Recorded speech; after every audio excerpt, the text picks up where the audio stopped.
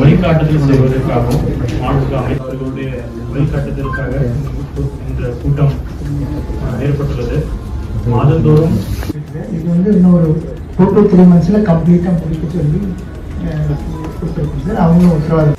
முதலாவது நம்ம ஒரு சின்ன ப்ரெசன்டேஷன் வச்சிருக்கோம். முதல்ல அனைத்து மாவட்டங்களிலும் உணவு சார்பாக வருகிறது என்று வரவேற்றுக் கொள்கிறேன். உங்கள் அனைவருக்கும் சார்பாக